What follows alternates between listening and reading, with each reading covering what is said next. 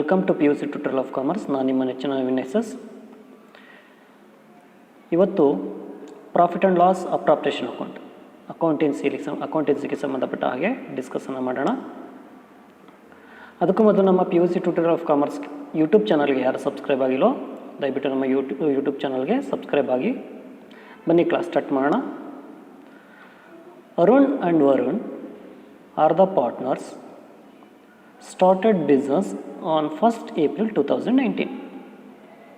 They sharing profit and losses in the ratio of 2:1. Their capital rupees 80,000 and rupees 50,000 respectively. They earned profit of rupees 21,000 before allowing the following. ಅಂದರೆ ಅರುಣ್ ಮತ್ತು ವರುಣ್ 2 ಜನ partner ಇದ್ದಾರೆ.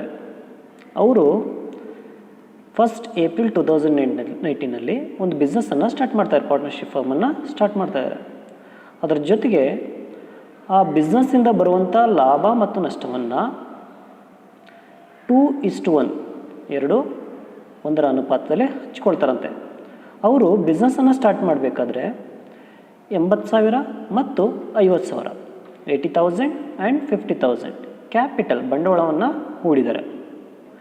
ಅದರ ಜೊತೆಗೆ ಬಂದಂಥ net profit ಏನಿದೆ ಅಂತ ಹೇಳಿದ್ರೆ ಕೆಲವೊಂದು ಅಡ್ಜಸ್ಟ್ಮೆಂಟ್ ಇದೆ. ಆ ಅಡ್ಜಸ್ಟ್ಮೆಂಟನ್ನು ಕೊಡುವ ಮೊದಲು ಆ ಸಂಸ್ಥೆಯಲ್ಲಿ ಪ್ರಾಫಿಟ್ ಎಷ್ಟಿತ್ತು ಅಂತ ಹೇಳಿದ್ರೆ, ನೆಟ್ ಪ್ರಾಫಿಟ್ ಎಷ್ಟಿತ್ತು ಅಂತ ಹೇಳಿದ್ರೆ 21,000 ಇದೆ.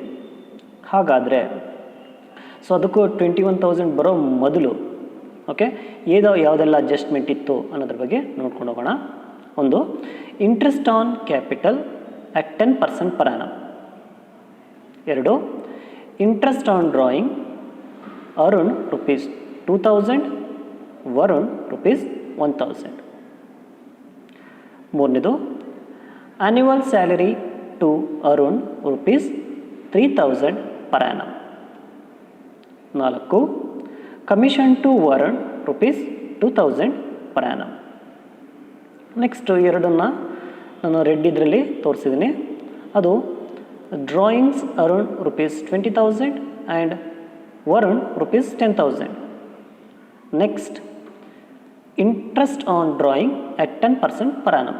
ಇವೆರಡನ್ನೂ ಏನಕ್ಕೆ ರೆಡ್ಡಲ್ಲಿ ತೋರಿಸಿದ್ದೀನಿ ಅಂತ ಹೇಳಿದ್ರೆ, ರೆಡ್ ಕಲರಲ್ಲಿ ತೋರಿಸಿದ್ವಿ ಅಂತ ಹೇಳಿದ್ರೆ, ಸೊ ಇಂಟ್ರೆಸ್ಟ್ ಆನ್ ಡ್ರಾಯಿಂಗ್ ಅಮೌಂಟನ್ನು ನೇರವಾಗಿ ಕೊಟ್ಟ ಅಂತ ಹೇಳಿದ್ರೆ, ಇಂಟ್ರೆಸ್ಟ್ ಆನ್ ಡ್ರಾಯಿಂಗ್ ಅಮೌಂಟನ್ನು ನೇರವಾಗಿ ಕೊಟ್ಟ ಅಂತ ಹೇಳಿದ್ರೆ, drawings Arun rupees 20,000 and Varun 10,000. Okay, ಇದನ್ನು ನಾವು ಇಗ್ನೋರ್ ಮಾಡಬೇಕಾಗತ್ತೆ. ಅದರ ಜೊತೆಗೆ ಇಂಟ್ರೆಸ್ಟ್ ಆನ್ ಡ್ರಾಯಿಂಗ್ ಇದರ ಮೇಲೆ ಕ್ಯಾಲ್ಕುಲೇಟ್ ಮಾಡಲಿಕ್ಕೆ ಅಂತ ಹೇಳಿದ್ರೆ, ಡ್ರಾಯಿಂಗ್ಸ್ ಮೇಲೆ ಕ್ಯಾಲ್ಕುಲೇಟ್ ಮಾಡಬೇಕಾದಂಥ ಬಡ್ಡಿನೂ ಸಹ ನಾವೇನು ಮಾಡಬೇಕಾಗುತ್ತೆ, ಇಗ್ನೋರ್ ಬಿಡಬೇಕಾಗುತ್ತೆ. ಸೊ ನಾವು ಓನ್ಲಿ ಕ್ಯಾಲ್ಕುಲೇಷನ್ ಬಂದಾಗ ಇಂಟ್ರೆಸ್ಟ್ ಆನ್ ಡ್ರಾಯಿಂಗ್ ಏನು ಅಮೌಂಟನ್ನು ಡೈರೆಕ್ಟಾಗಿ ಕೊಟ್ಟಿರ್ತಾರೋ ಅದನ್ನು ನಾವು ಕನ್ಸಿಡರ್ ಮಾಡಬೇಕಾಗತ್ತೆ. ಇನ್ ಕೇಸ್ ಏನಾದರೂ ಇಂಟ್ರೆಸ್ಟ್ ಆನ್ ಡ್ರಾಯಿಂಗನ್ನು ಕೊಟ್ಟಿಲ್ಲ ಅಂತ ಹೇಳಿದ್ರೆ, ಸೊ ಡ್ರಾಯಿಂಗ್ಸ್ ಅಮೌಂಟ್ ಮೇಲೆ ನಾವು ಇಂಟ್ರೆಸ್ಟ್ ರೇಟನ್ನು ಇಟ್ಕೊಂಡು ಡ್ರಾಯಿಂಗ್ಸನ್ನು ಕ್ಯಾಲ್ಕುಲೇಟ್ ಮಾಡಬೇಕಾಗತ್ತೆ. ಹಾಗಾಗಿ ಈ ಕೇಸಲ್ಲಿ ಬಂದಾಗ ಅಮೌಂಟನ್ನು ಅವರು ನೇರವಾಗಿ ಕೊಟ್ಟಿದ್ದಾರೆ, ಇಂಟ್ರೆಸ್ಟ್ ಆನ್ ಡ್ರಾಯಿಂಗ್ ಅಂತ ಹೇಳ್ಬಿಟ್ಟು ನೇರವಾಗಿ ಕೊಟ್ಟಿದ್ದಾರೆ. ಹಾಗಾಗಿ ಈ 2 ಅಡ್ಜಸ್ಟ್ಮೆಂಟ್ಗಳು ಸೊ ಇಗ್ನೋರ್ ಆಗ್ತವೆ. ಸೊ ಹಾಗಾಗಿ ಇದನ್ನು ಲೆಕ್ಕಕ್ಕೆ ಕನ್ಸಿಡರ್ ಮಾಡ್ಕೊಳ್ಳೋಂಗಿಲ್ಲ. Okay, prepare profit and loss appropriation account for the year ending 31st March 2020. So ಇದು ಲೆಕ್ಕ. ಈ ಲೆಕ್ಕಕ್ಕೆ ಸಂಬಂಧಪಟ್ಟ ಹಾಗೆ ನಾವು ಏನು ಮಾಡಬೇಕಾಗತ್ತೆ, ಸೊಲ್ಯೂಷನ್ ನೋಡಬೇಕು. ಸೊ ಸೊಲ್ಯೂಷನ್ ಬಂದು profit and loss appropriation account 31st March 2020. So ಇದು solution. Interest on capital, so ಮೊದಲನೇ ಅಡ್ಜಸ್ಟ್ಮೆಂಟ್ ಬಂದಾಗ 80,000 ಮೇಲೆ 10% ತೆಗೆದಾಗ 8,000 ಬರುತ್ತೆ. ವರುಣ್ 50,000 ಮೇಲೆ 10% ತೆಗೆದ್ರೆ 5,000 ಬರುತ್ತೆ. Annual salary 3,000, commission Varun 2,000, net profit 21,000, interest on drawing 3,000. Next ಅದಾದ ಮೇಲೆ ಬ್ಯಾಲೆನ್ಸ್ ಮಾಡಿದಾಗ ನಮಗೆ 2 ಪಾರ್ಟ್ನರ್ಸ್ ಕ್ಯಾಪಿಟಲ್ ಅಕೌಂಟ್ 6,000 ಬರುತ್ತೆ. ಹೇಗೆ ಬಂತು ಅಂತ ಹೇಳ್ಬಿಟ್ಟು ನೋಡ್ಕೊಂಡು ಹೋಗೋಣ. ಬನ್ನಿ, ಫಸ್ಟು ಫಾರ್ಮೇಟ್ ತಗೊಳ್ಳಿ. ಓಕೆ, ಫಾರ್ಮೇಟ್ ಬಂದಾಗ ಲೆಫ್ಟ್ ಸೈಡನ್ನು ನಾವೇನಂತ ಕರಿತೀವಿ ಡೆಬಿಟ್, ರೈಟ್ ಸೈಡನ್ನು ಅಂತ ಕರಿತೀವಿ ಕ್ರೆಡಿಟ್ ಅಂತ ಹೇಳ್ಬಿಟ್ಟು ಕರ್ಕೊಂಡು ಹೋಗ್ತೀವಿ. Okay, it is a debit, it is a credit. Okay, profit and loss appropriation account 31st March 2020 first. So ಅಲ್ಲಿ ಪ್ರಾಬ್ಲಮಲ್ಲಿ ಹೇಳಿದ್ದಾರೆ ಮೊದಲು they earned net profit. First ನೀವು ಲೆಕ್ಕದಲ್ಲಿ ಪ್ರಾಫಿಟ್ ಆ್ಯಂಡ್ ಲಾಸ್ ಅಕೌಂಟ್ಗೆ ಏನು ತಗೋಬೇಕಾಗುತ್ತೆ? They earned net profit rupees 21,000. So ಅದನ್ನೇನು ಮಾಡಬೇಕು ನಾವು? ಬ್ಯಾಲೆನ್ಸನ್ನು ಕ್ರೆಡಿಟ್ ಸೈಡ್ಸ್ಗೆ ತಗೊಳ್ಬೇಕಾಗತ್ತೆ. ಬೈ ನೆಟ್ ಪ್ರಾಫಿಟ್ ರುಪೀಸ್ 21,000 ಮೊದಲನೇ ಅಡ್ಜಸ್ಟ್ಮೆಂಟ್. ಓಕೆ, ನೆಕ್ಸ್ಟು ಸೆಕೆಂಡ್ ಅಡ್ಜಸ್ಟ್ಮೆಂಟ್ಗೆ ಹೋದಾಗ ಸೆಕೆಂಡ್ ಅಡ್ಜಸ್ಟ್ಮೆಂಟಲ್ಲಿ ಕೊಟ್ಟಿದ್ದಾರೆ ಒಂದು interest on capital at 10% per annum. ಮೊದಲನೇ ಅಡ್ಜಸ್ಟ್ಮೆಂಟ್ ಪ್ರಾಬ್ಲಮಲ್ಲಿ ಮೊದಲನೇ ಅಡ್ಜಸ್ಟ್ಮೆಂಟ್ ಎಷ್ಟಿದೆ? Interest on capital 10% per annum. So Arun ಬಂದಾಗ ಕ್ಯಾಪಿಟಲ್ ಬಂದಾಗ 80,000 ಇದೆ, ವರುಣ್ ಬಂದಾಗ ರುಪೀಸ್ 50,000 ಇದೆ. Arun capital 80,000, Varun capital 50,000. ಅದರ ಮೇಲೆ ನಾವೆಷ್ಟು ಏನು ಕ್ಯಾಲ್ಕುಲೇಟ್ ಮಾಡಬೇಕು? ಇಂಟ್ರೆಸ್ಟನ್ನು ಕ್ಯಾಲ್ಕುಲೇಟ್ ಮಾಡಬೇಕು. ಸೊ ಇಂಟ್ರೆಸ್ಟನ್ನು ಕ್ಯಾಲ್ಕುಲೇಟ್ ಮಾಡಬೇಕು ಅಂತ ಹೇಳಿದ್ರೆ ಇಂಟ್ರೆಸ್ಟ್ ರೇಟ್ ಕೊಟ್ಟಿದ್ದಾರೆ. So interest rate 10%. ಓಕೆ, ಬನ್ನಿ ಕ್ಯಾಲ್ಕುಲೇಟ್ ಮಾಡೋಣ. ಸೊ ಫಸ್ಟ್ ಇದು ಯಾವ ಸೈಡ್ ಬರುತ್ತೆ? ಡೆಬಿಟ್ ಸೈಡ್ ಬರುತ್ತೆ. ಏನು ತಗೋಬೇಕಾಗುತ್ತೆ? Interest on capital. Interest on capital. Okay, Arun 80,000 into 10%, nothing but 10 divided by 100 is equal to 8,000. Arun ಆಯಿತು. Next Varun rupees 50,000 into 10 by 100 is equal to 5,000. So ಇವೆರಡನ್ನ ಕೂಡಿಸ್ಕೊಂಡಾಗ ನಮ್ಗೆ ಎಷ್ಟು ಬರುತ್ತೆ? 30,000 ಬರುತ್ತೆ. 13,000. ಸೊ ಫಸ್ಟ್ ಏನು ತೊಗೊಂಡಿದ್ವಿ? Net profit. ಸೆಕೆಂಡ್ ಒನ್ನು interest on capital.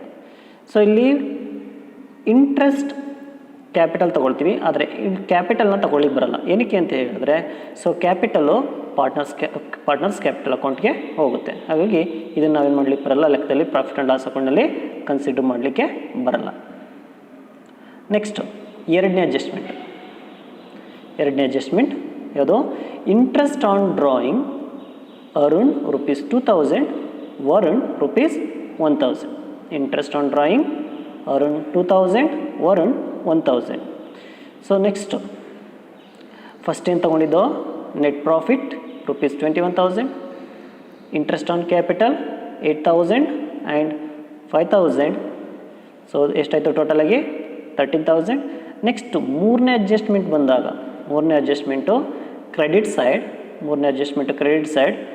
By interest on drawing ಡೈರೆಕ್ಟಾಗೆ ಕೊಟ್ಟಿದ್ದಾರೆ ಅಮೌಂಟನ್ನು. ಅರುಣ್ 2,000, ವರುಣ್ 1,000. ಸೊ ಎರಡನ್ನ ಕೂಡಿಸ್ಕೊಂಡು ಔಟರ್ ಕಾಲಮ್ಗೆ ಹಾಕಿದ್ರೆ 13,000 ಅಮೌಂಟ್ ಬರುತ್ತೆ. ಇನ್ ಕೇಸ್ ಏನಾದರೂ ಇಂಟ್ರೆಸ್ಟ್ ಆನ್ ಡ್ರಾಯಿಂಗ್ ಅರುಣ್ ಮತ್ತು ವರುಣ್ ಅಥವಾ ಇಂಟ್ರೆಸ್ಟ್ ಆನ್ ಡ್ರಾಯಿಂಗ್ ಅಮೌಂಟನ್ನು ಅವರು ಏನಾದರೂ ನೇರವಾಗಿ ಕೊಟ್ಟಿಲ್ಲ ಅಂತ ಹೇಳಿ ಬಂದಾಗ, ಸೊ ಇಂಟ್ರೆಸ್ಟ್ ಆನ್ ಡ್ರಾಯಿಂಗ್ ಏನಿರುತ್ತೆ ಅಥವಾ ಡ್ರಾಯಿಂಗ್ಸ್ ಅಮೌಂಟ್ ಏನಿರುತ್ತೆ ಆ ಡ್ರಾಯಿಂಗ್ಸ್ ಅಮೌಂಟನ್ನು ಇಟ್ಕೊಂಡು ನಾವು ಕ್ಯಾಲ್ಕುಲೇಟ್ ಮಾಡಬೇಕಾಗುತ್ತೆ. ಓಕೆ, ಸೊ ಈ ಕೇಸ್ ಬಂದಾಗ ಅಮೌಂಟನ್ನು ನೇರವಾಗಿ ಕೊಟ್ಟಿದ್ದಾರೆ. ಹಾಗಾಗಿ ಸೊ ಇಂಟ್ರೆಸ್ಟ್ ಆನ್ ಡ್ರಾಯಿಂಗು ಮತ್ತು ಇಂಟ್ರೆಸ್ಟ್ ರೇಟನ್ನು ಎರಡನ್ನೂ ಸಹ ಇಗ್ನೋರ್ ಮಾಡ್ತೀವಿ. ಇನ್ ಕೇಸ್ ಕೊಟ್ಟಿಲ್ಲ ಅಂತ ಹೇಳಿದ್ರೆ ನಾವೇನು ಮಾಡಬೇಕಾಗುತ್ತೆ? ಅವೆರಡನ್ನೂ ಸಹ ಕನ್ಸಿಡರ್ ಮಾಡಬೇಕಾಗತ್ತೆ. ನೆಕ್ಸ್ಟ್ ಕೇಸು ಮೂರನೇದು annual salary to Arun.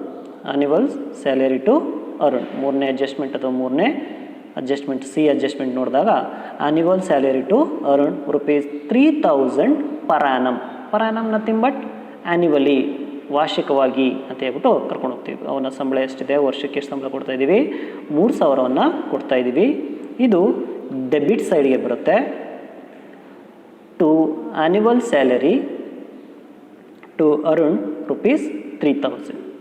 First ಏನು ತಗೊಂಡು net profit, second interest on capital, third interest on drawing, fourth annual salary to Arun. ಇದಾಯಿತು. Next adjustment commission to Varun. ನಾಲ್ಕನೇ adjustment commission to Varun rupees 2000 per annum. rupees 2000 per annum. So first ಏನು ತೊಗೊಂಡಿದ್ದು net profit, interest on capital, interest on drawing, salary. Next case ಬಂದಾಗ ಕಮಿಷನ್ನ treat ಮಾಡಬೇಕು. Commission ಸಹ ನಾವು ಯಾವ ಕಡೆ ತೊಗೊಳ್ತೀವಿ, ಡೆಬಿಟ್ ಸೈಡ್ ತೊಗೊಳ್ತೀವಿ. ಹಾಗಾಗಿ to commission to Varun rupees 2000. So ಇಷ್ಟು ಆಯಿತು. ಬೇರೆ ಇನ್ಯಾವ ಅಡ್ಜಸ್ಟ್ಮೆಂಟನ್ನು ನಾವು ಸಹ ಕನ್ಸಿಡರ್ ಮಾಡಲಿಕ್ಕೆ ಬರಲ್ಲ. ಸೊ ಇನ್ನೆರಡು ಅಡ್ಜಸ್ಟ್ಮೆಂಟ್ ಕೊಟ್ಟಿದ್ದಾರೆ ಲೆಕ್ಕದಲ್ಲಿ, ಆದರೆ ಆ ಎರಡೂ ಅಡ್ಜಸ್ಟ್ಮೆಂಟನ್ನು ನಾವು ಕನ್ಸಿಡರ್ ಮಾಡಲಿಕ್ಕೆ ಬರಲ್ಲ. ಸೊ ಹಾಗಾಗಿ ಪಾರ್ಟ್ನರ್ಸ್ ಕ್ಯಾಪಿಟಲ್ ಅಕೌಂಟು ಎಲ್ಲಿಗೋಗುತ್ತೆ, ಪಾರ್ಟ್ನರ್ಸ್ ಕ್ಯಾಪಿಟಲ್ ಅಕೌಂಟ್ಗೆ ಹೋಗುತ್ತೆ. ಡ್ರಾಯಿಂಗ್ಸ್ ಅಮೌಂಟ್ ಏನಾದ್ರು ಕೊಟ್ಟಿದ್ದು, ಓಕೆ, ಅದ್ರ ಜೊತೆಗೆ ಇಂಟ್ರೆಸ್ಟ್ ರೇಟನ್ನು ಕೊಟ್ಟಿದ್ದು, ಅದ್ರ ಜೊತೆಗೆ ಏನಾದರೂ ಡೈರೆಕ್ಟಾಗಿ ಇಂಟ್ರೆಸ್ಟ್ ಆನ್ ಡ್ರಾಯಿಂಗನ್ನು ಕೊಟ್ಟಿದ್ದರೆ, ಸೊ ಡ್ರಾಯಿಂಗ್ಸ್ ಅಮೌಂಟು ಮತ್ತು ಇಂಟ್ರೆಸ್ಟ್ ರೇಟ್ ಅಮೌಂಟನ್ನು ಎರಡನ್ನೂ ಸಹ ಇಗ್ನೋರ್ ಮಾಡಿ ಅದನ್ನು ಲೆಕ್ಕಕ್ಕೆ ಪರಿಗಣನೆಗೆ ತೊಗೊಳ್ತಾನೆ. ಸೊ ಜಸ್ಟ್ ನಾವೇನು ಮಾಡಬೇಕಾಗತ್ತೆ, ಇಂಟ್ರೆಸ್ಟ್ ಆನ್ ಡ್ರಾಯಿಂಗನ್ನು ತೊಗೊಳ್ಬೇಕಾಗತ್ತೆ. ಓಕೆ, ಇನ್ ಕೇಸ್ ಏನಾದರೂ ಇಂಟ್ರೆಸ್ಟ್ ಆನ್ ಡ್ರಾಯಿಂಗನ್ನು ಕೊಟ್ಟಿಲ್ಲ ಅಂದ ಪಕ್ಷದಲ್ಲಿ ನಾವೇನು ಮಾಡಬೇಕಾಗತ್ತೆ, ಡ್ರಾಯಿಂಗ್ಸ್ ಅಮೌಂಟ್ ಮೇಲೆ ಇಂಟ್ರೆಸ್ಟ್ ರೇಟನ್ನು ಕ್ಯಾಲ್ಕುಲೇಟ್ ಮಾಡಿ ಲೆಕ್ಕಕ್ಕೆ ತಗೊಳ್ಬೇಕಾಗತ್ತೆ. ಓಕೆ, ಹಾಗಾಗಿ drawing amount and interest drawings ಅಮೌಂಟನ್ನು, ಸೊ ಈ ರೇಟನ್ನು ಎರಡನ್ನೂ ಸಹ ಏನು ಮಾಡ್ತೀವಿ ನಾವು ಇಗ್ನೋರನ್ನು ಮಾಡ್ತೀವಿ. ಅದನ್ನು ಲೆಕ್ಕಕ್ಕೆ ಪರಿಗಣನೆಗೆ ತಗೊಳ್ಳಿಕ್ಕೆ ಬರಲ್ಲ. Next, so debit side and credit side. So ನಾವಿಲ್ಲೇನು ಮಾಡಬೇಕಾಗುತ್ತೆ, ಡೆಬಿಟ್ ಸೈಡ್ ಆ್ಯಂಡ್ ಕ್ರೆಡಿಟ್ ಸೈಡನ್ನು ಟೋಟಲ್ ಮಾಡಬೇಕು. Okay, 21,000 plus 3,000 is equal to 24,000 ಬರುತ್ತೆ. ಅದೇ ರೀತಿ ಡೆಬಿಟ್ ಸೈಡನ್ನು ಟ್ಯಾಲಿ ಮಾಡಿದಾಗ ಸೊ ಎಷ್ಟು ಬರುತ್ತೆ ಅಮೌಂಟು, 13, 16, 18, 18,000 ಬರುತ್ತೆ. ಹಾಗಾದರೆ ಡಿಫ್ರೆನ್ಸ್ ಎಷ್ಟು, ಡಿಫ್ರೆನ್ಸು 6,000 ಇದೆ. ಯಾವ ಸೈಡಲ್ಲಿ ಅಮೌಂಟು, ಡೆಬಿಟ್ ಸೈಡ್ ಮತ್ತು ಕ್ರೆಡಿಟ್ ಸೈಡಲ್ಲಿ ಯಾವ ಸೈಡಲ್ಲಿ ಅಮೌಂಟ್ ಜಾಸ್ತಿ ಇರುತ್ತೋ ಅದನ್ನೇನು ಮಾಡ್ತೀವಿ, ಡೆಬಿಟ್ ಮತ್ತು ಕ್ರೆಡಿಟ್ ಎರಡೂ ಕಡೆಗೆ ನಾವು ಬರ್ಕೊಳ್ತೀವಿ. ಓಕೆ, ಯಾವುದು ಜಾಸ್ತಿ ಇರುತ್ತೋ ಅದರಿಂದ ಕಡಿಮೆ ಇರುವಂಥ ಬ್ಯಾಲೆನ್ಸನ್ನು ನಾವೇನು ಮಾಡ್ಕೊಳ್ಬೇಕಾಗುತ್ತೆ, ಬ್ಯಾಲೆನ್ಸನ್ನು ಕಳೆದಾಗ ನಮಗೆ ಒಂದು ಅಮೌಂಟ್ ಡಿಫ್ರೆನ್ಸ್ ಬರುತ್ತೆ. ಆ ಡಿಫ್ರೆನ್ಸ್ ಅಮೌಂಟು ಯಾವ ಕಡೆ ಕಡಿಮೆ ಇದೆಯೋ ಸೊ ಆ ಕಡೆ ನಾವೇನು ಮಾಡಬೇಕಾಗುತ್ತೆ, ಅದನ್ನು ಬರ್ಕೊಳ್ಬೇಕಾಗತ್ತೆ. ಈ ಕೇಸ್ ಬಂದಾಗ ಡೆಬಿಟ್ಟು ಸೊ ಕ್ರೆಡಿಟ್ಗಿಂತ ಕಡಿಮೆ ಇದೆ. ಸೊ ಹಾಗಾಗಿ ನಾವೇನು ಮಾಡ್ತಾಯಿದ್ವಿ, ಡೆಬಿಟ್ ಸೈಡ್ ಡಿಫ್ರೆನ್ಸ್ ಅಮೌಂಟನ್ನು ಬರ್ಕೊಳ್ತಾ ಇದ್ದೀವಿ. ಸೊ ಡಿಫ್ರೆನ್ಸ್ ಅಮೌಂಟ್ ಬಂದು 6,000. ಸೊ ಆ 6,000ಅನ್ನು ಏನಂತ ಕರಿತೀವಿ ಅಂತ ಹೇಳಿದ್ರೆ, to partners capital account. To partners capital account.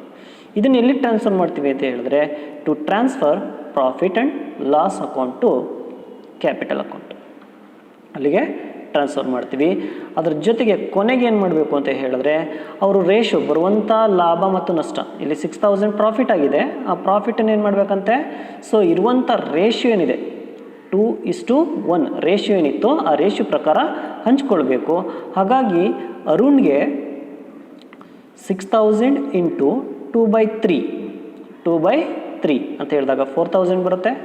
Varun ಅದೇ 6,000 ಅವರು 1/3ನಲ್ಲಿ ಹಂಚ್ಕೊಳ್ತಾನೆ. ಆವಾಗ ಎಷ್ಟು ಬರುತ್ತೆ, 2,000 ಬರುತ್ತೆ. ಸೊ ಒಟ್ಟಾರೆಯಾಗಿ 6,000 ಪ್ರಾಫಿಟನ್ನು ಹಂಚ್ಕೊಂಡಿದ್ದಾರೆ.